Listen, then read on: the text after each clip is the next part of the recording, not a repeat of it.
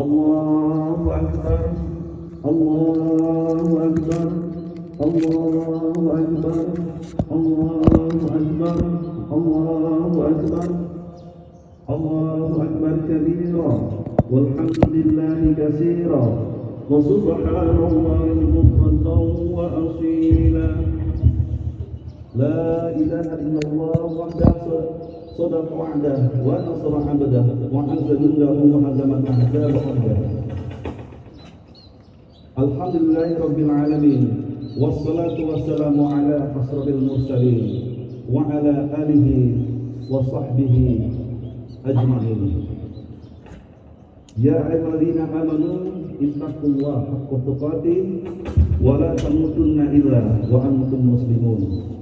وقال الله تعالى في القرآن الكريم: أعوذ بالله من الشيطان الرجيم، بسم الله الرحمن الرحيم. يا أيها الذين آمنوا اتقوا الله حق تقاته ولا تموتن إلا وأنتم مسلمون. الله أكبر، الله أكبر، الله أكبر، ولله الحمد. Jamaah salat Id, Pastor Garsmer yang dimuliakan Allah Subhanahu wa Ta'ala. Alhamdulillah, segala puji dan syukur kita panjatkan kehadirat Allah Subhanahu wa Ta'ala. Di pagi hari yang cerah ini, kita sebagai warga Komplek Garsmer dapat berkumpul untuk melaksanakan sholat Id berjamaah di tempat yang mulia ini. Insya Allah, Allah senantiasa mencurahkan rahmat dan karunia serta kesehatan kepada kita semua, dan di tengah situasi dan kondisi pandemi COVID yang saat ini masih terjadi di negara kita seperti yang tadi disampaikan oleh Pak RT sejak Maret 2020, namun tidak menyurutkan semangat kita untuk tetap melaksanakan aktivitas kegiatan kita, terutama adalah menjalankan ibadah saum yang bulan suci Ramadan yang penuh dengan tantangan dan ujian dari Allah Subhanahu wa Ta'ala. Kalau kita melihat pandemi hari ini, seyogyanya kita tidak boleh pesimis terhadap rahmat dan pertolongan dari Allah Subhanahu wa Ta'ala. Meskipun sampai dengan saat ini tidak seorang pun yang akan tahu kapan pandemi ini bisa berakhir. Di negara-negara dunia ini, terutama di India yang seperti kita baca di media-media sosial maupun elektronik, saat ini adalah kondisinya cukup memprihatinkan. Dari 100% pandemi COVID dunia, 46% itu berasal dari India. Dan dari 100% kematian, 25% itu adalah berasal dari India. Artinya apa? 1 dari 2 pandemi COVID, penderita COVID di dunia itu berada di India, dan 1 dari 4 peristiwa kematian diakibatkan COVID itu berada di India. Oleh sebab itu kita tidak bisa bermain-main atau menganggap remeh bahwa COVID ini adalah tidak ada, karena dia adalah nyata. Kaum muslimin sedang sholat Id yang dimuliakan Allah Subhanahu wa Ta'ala. Puasa sebagaimana disampaikan di ayat tadi adalah diperuntukkan kepada hamba-hambanya yang beriman. Kenapa kita diperintahkan berpuasa sebagaimana juga umat-umat yang terdahulu? Agar diharapkan dengan berpuasa ini kita menjadi hamba-hamba Allah yang bertakwa. Apa itu yang bertakwa? Hamba Allah yang mulia. Apa itu yang mulia? Allah menjelaskan di dalam firman-Nya, ya ayyuhalladzina amanu kutiba alaikumus syiyam kama kutiba alal ladzina min qablikum la'allakum tattaqun. Dan juga hadis Nabi sallallahu alaihi wasallam mengatakan bahwa man shoma ramadhana imanan wa ihtisaban ghufira lahu ma taqaddama min dhanbihi. Nabi sallallahu alaihi wasallam menyatakan, barang siapa yang melaksanakan puasa Ramadan dengan keimanan dan juga keikhlasan, maka Allah akan mengampuni dosa-dosa yang telah lalu. Jadi ada 3 unsur atau elemen kenapa kita diciptakan oleh Allah Subhanahu wa taala untuk berpuasa. Yang pertama adalah puasa diputuskan pada orang-orang yang beriman kepada Allah Subhanahu wa taala.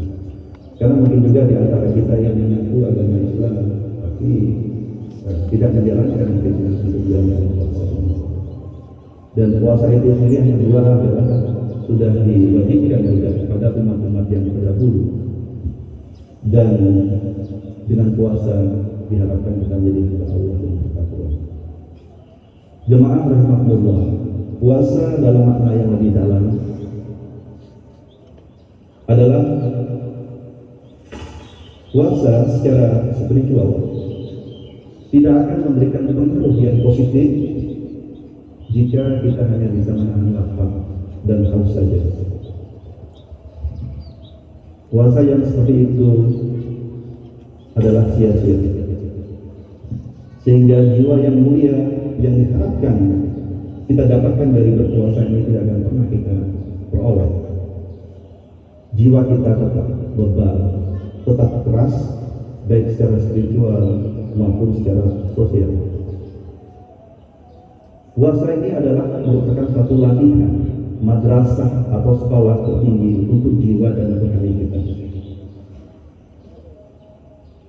Sekolah, tempat di mana kita menahan hawa nafsu kita, belajar menahan syahwat kita yang berlebihan atau overdosis, dan serta mengendalikan diri dari segala keburukan, sehingga manusia selamat dari kebodohan, kekufuran, dan tidak beriman pada Allah Subhanahu wa taala.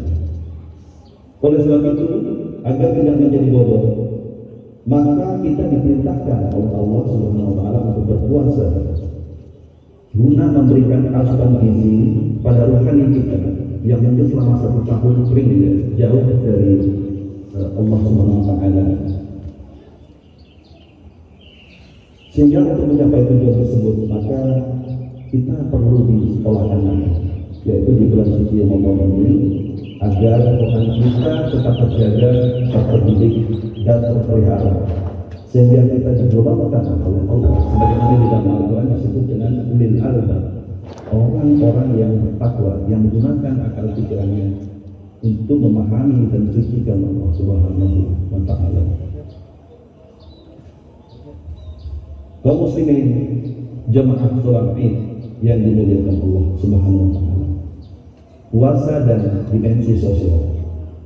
Puasa tidak hanya mengandung aspek dimensi rohaniah semata, namun juga mengandung aspek sosial yang besar, di mana puasa adalah mengasah rasa kepekaan sosial umat Islam pada kaum duafa yang nasibnya mungkin hari ini tidak sebaik nasib yang kita alami. Puasa mengajarkan kepada kita aspek-aspek humanisme dan horizontal pada sesama manusia. Harus ada balancing antara aspek jasmani atau jasadiah dengan rohaniah kita. Secara jasmani atau jasadiah, bagaimana dengan berpuasa kita berempati kepada penderitaan orang-orang miskin yang merasakan lapar diakibatkan oleh kemiskinannya. Pelajaran pentingnya puasa yaitu bagaimana rasa lapar dan haus kita berpuasa dapat mempengaruhi perilaku kita secara sosial, yaitu memiliki rasa empati terhadap kaum yang tidak berpunya atau have not, sehingga jiwa sosial akan tumbuh subur dan diharapkan dalam jangka panjang ini tetap terpelihara, sehingga bisa mengangkat derajat kaum miskin ini ke arah taraf yang kehidupan yang lebih baik lagi.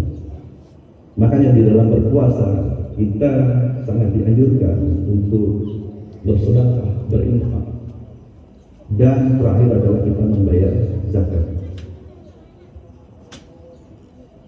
Secara psikologis, perilaku yang empatik muncul dari kebiasaan dosa ini adalah akan membawakan perubahan perilaku yang lebih baik, perilaku yang positif, khususnya terhadap orang-orang yang tidak punya.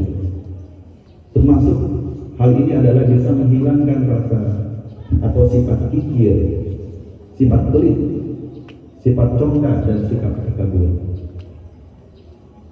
Sebaliknya, puasa akan menjadikan diri kita lebih bersifat tawadhu, bersyukur, jiwa qanaah, rajin berinfak atau bersedekah, dan mempunyai sifat kasih sayang, pribadi yang jujur, empatik, adil, dan toleran. Kaum muslimin jemaah Id yang dimuliakan Allah. Dalam hadis dikatakan, Nabi SAW adalah paling dermawan dari semua orang, dan biasanya menjadi lebih murah hatinya pada saat bulan suci Ramadan, sehingga Rasulullah itu lebih murah hatinya daripada angin yang berhembus. Kesempatan kepada kita di bulan suci Ramadan ini agar mendidik kita menjadi pribadi yang lebih empatik terhadap penderitaan, khususnya kepada kaum-kaum yang nasibnya hari ini tidak lebih baik dari kita semua. Oleh karena itu kita harus bersyukur atas apa yang kita dapatkan hari ini pada Allah Subhanahu wa Ta'ala, karena kalau kita tidak bersyukur maka tunggu apa yang akan kita terima dari Allah Subhanahu wa Ta'ala. Allah akan mengazab orang-orang tidak bersyukur atas apa yang dianugerahkan kepadanya. La in syakartum azidannakum wa la in kafartum inna adzabi lasyadid. Jemaah salat yang dirahmati Allah. Pada saat ini kita sampai di ujung dan suci Ramadan ini. Kita melaksanakan salat Id secara berjamaah. Artinya Ramadan kita sudah berakhir kemarin. Sebagaimana ayat yang disampaikan di awal tadi,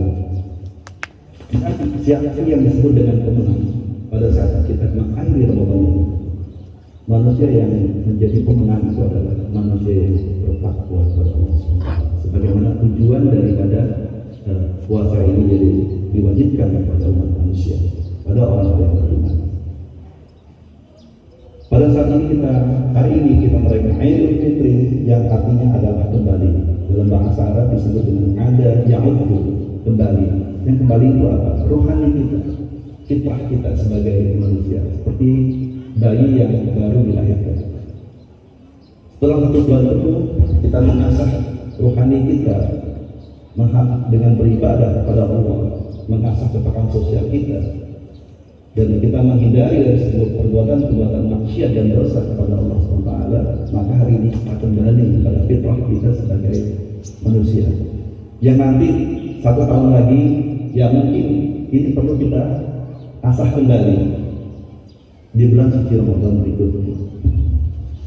Oleh sebab itu, salah satu kebiasaan kita dalam umat Islam di Indonesia pada saat Idul Fitri, setelah kita merayakan hari kemenangan ini, kita saling bersalam-salaman, bermaaf-maafan.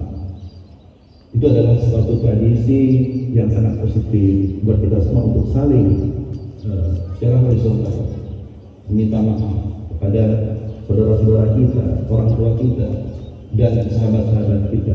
Ini di antara kita selama ini selama 11 bulan bergaul ada perbuatan atau perkataan yang kurang disani oleh sahabat-sahabat kita. Maka saat ini adalah kita momen untuk menghapus semuanya itu, saling memaafkan.